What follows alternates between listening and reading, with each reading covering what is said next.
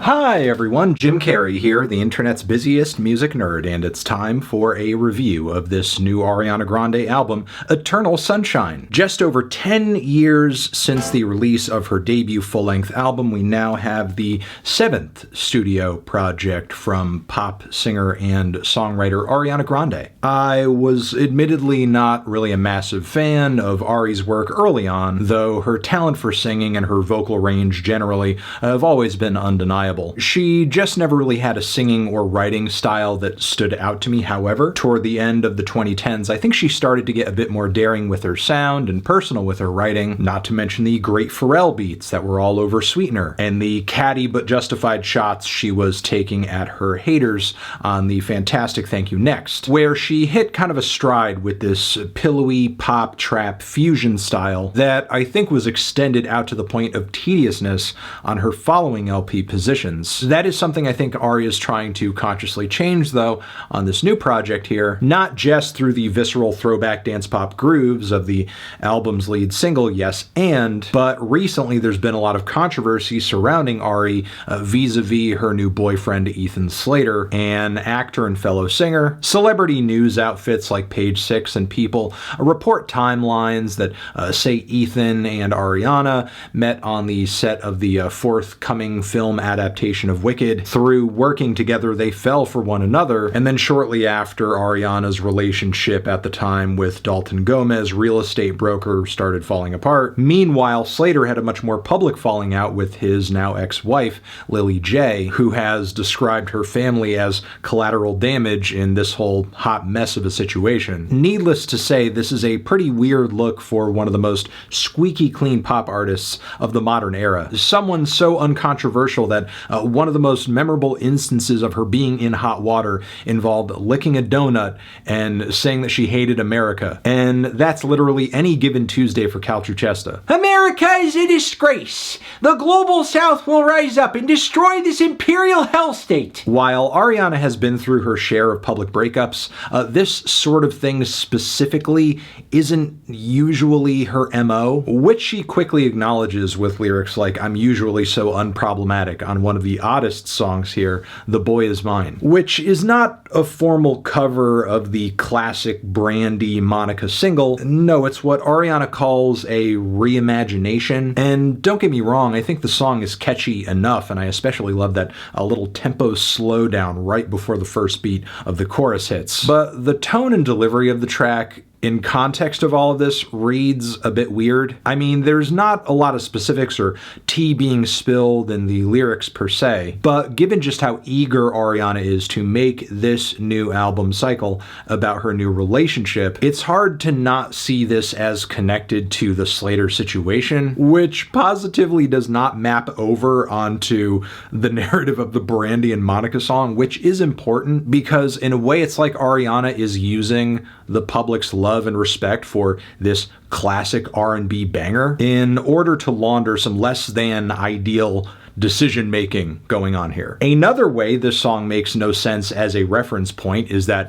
we essentially have a Brandy and no Monica. There's no other perspective on this track. There's no counterpoint going on, which kind of makes this whole track just feel one-sided and ridiculous. This woman is not your op. Plus, in the greater canon of Ari's catalog, it's not like she hasn't done songs like this before, but better, like Break Up With Your Girlfriend, I'm Bored. Now, going further into the record, I hope this narrative isn't a big turnoff for you because you're about to be drowning in it, whether it's the interlude intro where Ari is essentially just kind of musically monologuing with a lot of internal thoughts. How can I tell if I'm in the right relationship? Oh man, notice there's not a whole lot of talk about like red flags on the album. Really. But yeah, this little beginning to the record is just one big lovesick rationalization to explain Ari's present day, I guess. Meanwhile, the track Saturn Returns tries to drum up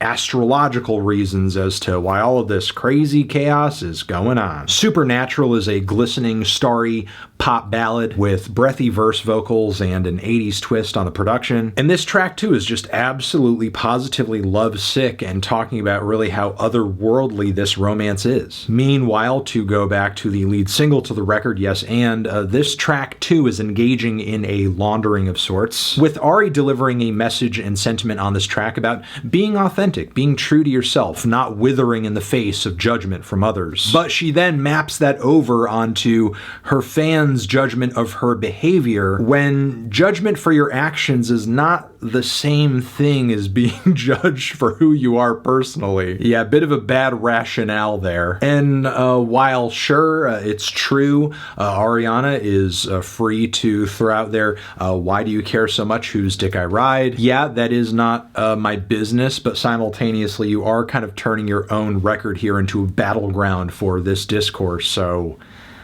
Narratively, things get even more awkward on a moment such as I Wish I Hated You, which is exactly what it sounds like. It's an interlude-type monologue over some dreamy arpeggios, where Ari is really going on about how she wishes her ex was worse toward her, or, just more hateable in general. I presume because it would make the separation, the breakup she is singing about here, go down easier. And look, in response to this attitude, I don't want to say, you're sick, Ariana, you're sick, because I know this is a pretty universal attitude that people have around breakups, but that doesn't make it any less a reason to do some serious soul searching. There are other songs on the record that are underwhelming, or I'm not crazy about more on the merits of their songwriting and production. The title track, as well as the closing track, for example, bring more pillowy soft trap pop fusions that kind of just feel like a pale echo of Ari's Thank You Next era. It's sweet, dry, and bland like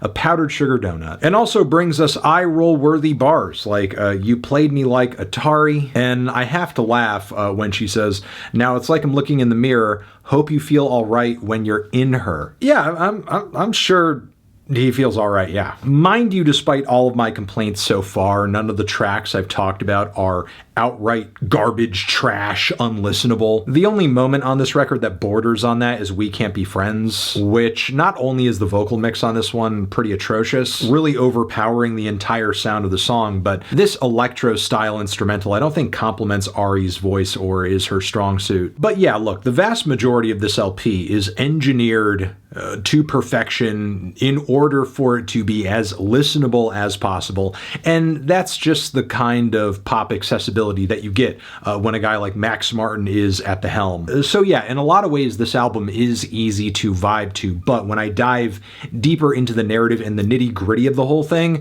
I will admit I do feel like I need a shower. Now, I will say there are some songs on this record that I think frankly are pretty great. There is Imperfect for You, where interestingly enough, Ari fesses up to a lot of personal flaws, with a graceful and fantastic vocal melody that glides across the instrumental like a skate blade on ice. I'm perfect for you. And I like the little bit of wordplay between the title of the song and the subject of the song, and the way Ari phrases the lyrics on the chorus, because obviously, again, it's imperfect for you, but the way that it's said, it sounds like I'm perfect for you. There's also the song Bye, which is kind of the breakup anthem of the record that sets things up for the love, the relationship, the romance the record is really about to kind of enter into the fold. But yeah, the instrumental here is absolutely killer. It's like this wonderful soul funk disco fusion, really throwing it back to the 70s, but there is a modern punch to the way it all sounds. It's really the frilly, idyllic, pretty,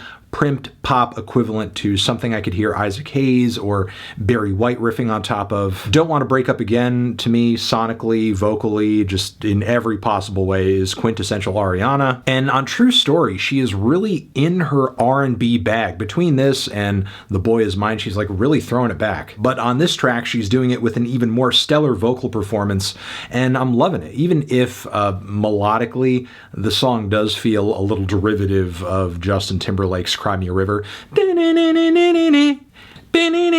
Look, overall, I think the record is very pretty, it's sweet, It's listenable. In its best moments, it's catchy. In its worst moments, it's bland, unimaginative, and kind of basic. I wish more focus and attention were put toward genuinely great standout songwriting and just kind of new sonic frontiers for Ariana, because Lord knows her style and aesthetic are getting kind of stale at this point. She's rehashing ideas from albums that are years old on this record. Either that or she's trying to play catch up with new vintage retro dance pop waves that she's kind of behind at this point. The impact of a single like Yes and is not as great with records like Renaissance floating out and about, if you know what I mean. So yeah, the production, the sound, the songwriting, really everything about this record is inconsistent, spotty, honestly. The only thing that is actually focused on the record is the narrative. This is truly Ariana's I broke up and I got back together with a guy that people don't like album, which I guess it will be upon Ariana's audience to decide if that's really interesting enough of an angle for this record to be worth listening to for the next couple of weeks, for the next couple of years. And while in some respects I do think this record is an improvement over her last positions, it's really only a very, very slight one. I'm feeling a light to decent 6 on this project. Transition, have you given this record a listen? Did you love it? Did you hate it? What would you rate it? You're the best for the best. What should I review next? Hit the like if you like. Please subscribe and please don't cry. Hit the bell as well. Over here next to my head is another video you can check out. Hit that up or the link to subscribe to the channel. Anthony Fantano, Ariana Grande, forever.